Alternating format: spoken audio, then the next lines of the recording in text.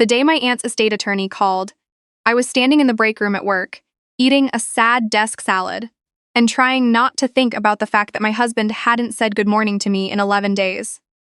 I know it was 11 days because I'd started counting. That's what you do when a marriage starts going quiet, in ways you can't explain. You count the silences. His name was Brett. We'd been married for 7 years.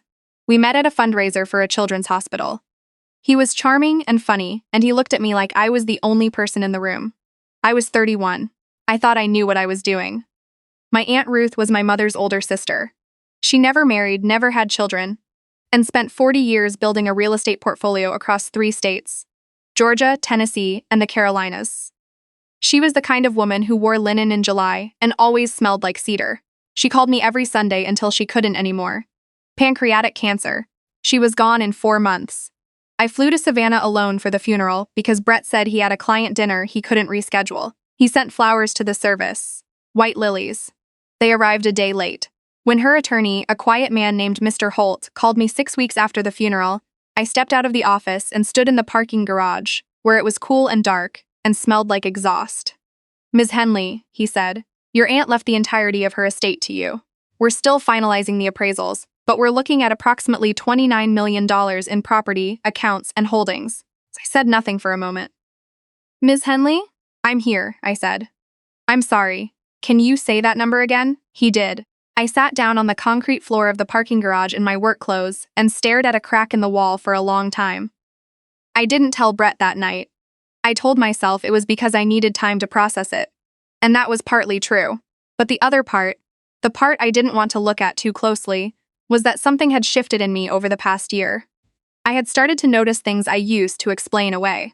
The way he angled his phone screen when I walked by. The way he said, "We can't afford that," about a weekend trip, but somehow found money for a golf membership. The way he answered his personal cell in another room, and then came back and asked what I was saying, as if he'd been listening the whole time. I noticed things. I just hadn't decided what to do with them yet. Mr. Holt told me I'd need to come to his office in Savannah within the next 2 weeks to sign the transfer paperwork and formally accept the inheritance. He also told me there were some property documents that required notarization, and that his office would arrange everything. I booked a flight for the following Thursday. I told Brett I was going back to help sort through Ruth's belongings. He said, "How long will you be gone?"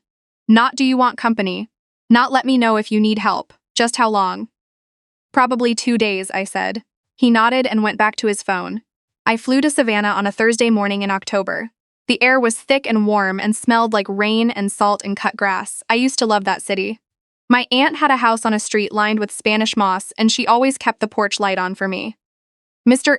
Holt's office was in a brick building downtown, on the 2nd floor, with tall windows that looked out over a courtyard. His assistant brought me water and a folder of documents, and we sat for about an hour, going through everything. The property deeds, the account transfers, a trust that Ruth had structured specifically to protect the assets from any future estate claims. "She was very deliberate about this," Mr. Holt said, and I could hear something like admiration in his voice. "She wanted you protected." I signed where he directed me to sign. His notary, a woman named Miss Pearl, she'd been with his office for 20 years. She told me while she arranged her seal and stamp, reviewed each document carefully. Then she paused. She looked at a page, looked at her computer screen, looked at the page again.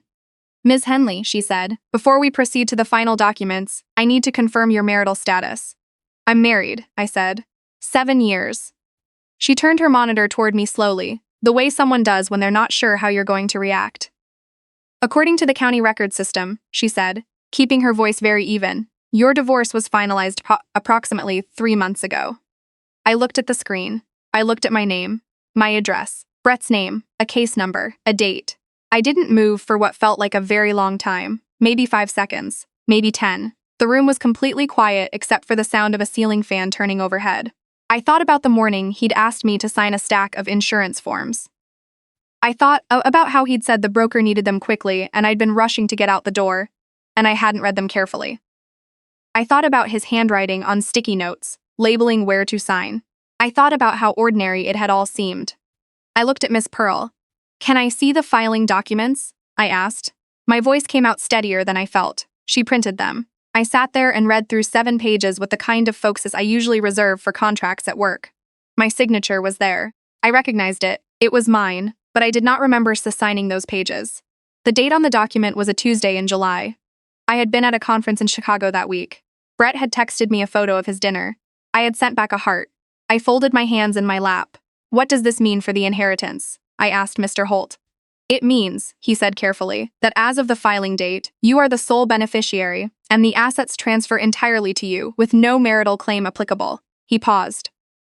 Your aunt may have known more than she let on, he added quietly. I thought about Ruth. The way she used to look at Brett at family dinners, polite, careful, never warm. The way she had called me 2 months before she got sick and said, Cecily, I need you to know that you were always the one in this family who had real sense. Don't let anyone talk you out of it. I had thanked her and changed the subject. I should have listened harder. I told Mr. Holt I needed a moment. I stepped into the hallway and stood by the window that overlooked the courtyard. There was a fountain down there, and 2 pigeons, and a woman eating lunch on a bench. I called my sister Nora. Hey, are you done with the lawyer stuff? She said. I need you to listen to me for a second, I said. I told her what the notary had found. There was a long silence on her end. Brett filed for divorce, she said flatly, without telling me. Another silence. Then Cecily. That's fraud. I know. He had you sign the papers without. Nora. I know. What are you going to do? I watched the woman in the courtyard take a bite of her sandwich and look up at the sky. I'm going to go back in there, I said, and finish signing the papers. And then I'm going to figure out exactly what he's done before he knows that I know. She exhaled slowly. Okay. What do you need from me? Don't say anything to anyone. Not yet. I went back into the office. I signed the remaining documents. I thanked Mr. Holt and Miss Pearl. I asked Mr. Holt if he could recommend a family law attorney in Atlanta. That's where we lived, a suburb called Dunwoody, a house I'd bought together 4 years ago with a down payment that came entirely from my savings. He gave me 3 names. He did it without asking why. The flight home was an hour and 20 minutes. I sat in the window seat and stared at the clouds and thought about every moment over the past year that suddenly looked different in this new light. The insurance forms. The locked phone. The golf membership. The way he'd asked, very casually, about 3 months ago, whether I had a will. I had said I didn't think we needed one yet. He had nodded and said I should probably think about it. He had been planning this. When I landed, I didn't go straight home. I drove to a Panera near my office and sat in a corner booth for 2 hours. I called the first name on Mr. Holt's list. A woman named Ms. Archer. Her assistant put me through within 15 minutes. Ms. Archer did not waste time. She asked me to describe what happened, and I did. She asked if I had photos of the documents, and I said I did. Ms. Pearl had given me copies of everything. She told me not to confront Brett, not to change any passwords, not to move any money, not to do anything that would signal I knew what had happened. Act normal, she said. Can you do that? Yes, I said. I was surprised to find that I meant it. I drove home. Brett's car was in the driveway. The lights were on in the living room. I sat in my car for a moment and looked at the house I had helped pay for, and had decorated and had come home to for 4 years. Then I went inside. He was on the couch watching a football game. He looked up when I came in. How was it? He said. Fine, I said. Sad. A lot of paperwork. You eat on the way home? I grabbed something at the airport. He nodded and looked back at the TV. I went upstairs, changed out of my travel clothes, washed my face. I looked at myself in the mirror for a moment. I looked tired. I looked like someone who had been carrying something heavy for a long time without knowing it. I went downstairs and made tea and sat in the kitchen and listened to the football game from the other room. He didn't ask about Ruth's house. He didn't ask what the paperwork had involved. He didn't ask how I was feeling. I noticed that too. The next 3 weeks were the strangest of my life. I went to work. I came home. I made dinner twice, ordered in the other nights. I was pleasant and ordinary, and gave nothing away. Ms. Archer was building a case. She had a forensic accountant looking at our joint accounts, which apparently showed a pattern of transfers to an external account going back 18 months. She had a private investigator documenting Brett's activity, which, it turned out, included regular visits to an apartment in Midtown Atlanta, a unit leased in the name of a woman named Kendall, who was, according to some investigators' report, 26 years old and worked in property management. I read the report in my car in the parking garage at work. Same parking garage where I'd gotten the call about Ruth. I sat there for a while. Property management. I almost laughed. The financial picture that Ms. Archer's accountant assembled was detailed and ugly. Brett had been moving money out of our joint account in amounts small enough to avoid automatic flags. 400 here, 600 there, sometimes 1,000. Over 18 months, it added up to just over $62,000. He'd also apparently convinced a contact at our mortgage company that I had agreed to a refinance, and there were documents in progress that would have pulled significant equity out of the house. He had been methodical. He had been patient. He had been doing this while I made dinner and asked about his day and thought we were just going through a rough patch. The divorce he'd filed was structured, Miss Archer explained, to trigger before any inheritance I might receive from Ruth. Apparently, he had known, or suspected, that Ruth would leave me something significant. Someone had told him, or he had guessed. He had filed quietly, used a notary outside our county, and managed to get the papers signed. My signature obtained under false pretenses, before Ruth's estate was finalized. If the county records hadn't flagged it at Mr. Holt's office, I might have gone months without knowing. I might have come home from Savannah and told Brett about the inheritance, and he would have had a legal claim to half of it. I thought about that a lot. I thought about the phone call I almost made from the parking garage in Savannah. I had wanted to call him first before Nora. I had wanted to hear his voice. Even then, even standing there with the document in my hand, some part of me had reached for him. That part of me got a little quieter after I read the financial report. There was one moment about 2 weeks in when I almost broke. It was a Sunday. Brett was in the kitchen making eggs, which he did sometimes on weekends, and for a minute it looked exactly like every other Sunday morning we'd ever had. He was humming, the coffee was on. The windows were letting in that low autumn light that makes everything look warmer than it is. He handed me a cup of coffee and said, "Sleep okay?" And I looked at him. At this person I had shared a bed with for 7 years, who knew that I was afraid of flying in turbulence, who knew I couldn't eat cilantro, who had held my hand at my mother's hospital bedside. And I said, "Yeah, you? Pretty good," he said, and went back to the eggs. I drank the coffee. I didn't say anything else. Ms. Archer called on a Tuesday afternoon. She told me we had enough. The fraudulent divorce filing, the financial transfers, the forged context around the insurance forms. She said we could file to have the divorce vacated as obtained by fraud, pursue criminal charges for the forgery and the financial theft, and separately protect the inheritance through the trust structure Ruth had put in place, which was solid. "What do you want to do?" she asked. "All of it," I said. She told me the process. We would file a motion to vacate the divorce first, which would also freeze any pending financial claims.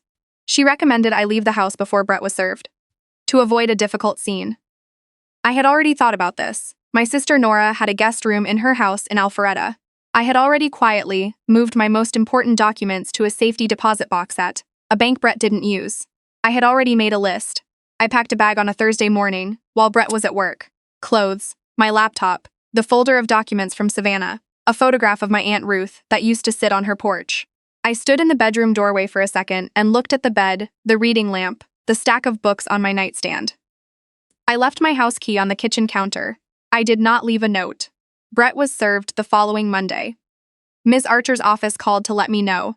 She said his attorney had contacted them within 2 hours. I was sitting at Nora's kitchen table when she called. Nora was making soup. The TV was on in the other room. Outside, it was raining. "How do you feel?" Ms. Archer asked. I thought about it honestly, like I can breathe, I said. The legal process took months, the way these things do. The motion to vacate the divorce was granted.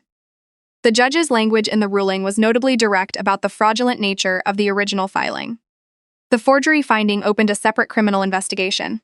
The financial transfers were documented, and Brett's attorney eventually proposed a settlement that included full restitution of the $62,000, his forfeiture of any claim to the house equity, and a structured agreement that kept the inheritance entirely out of reach.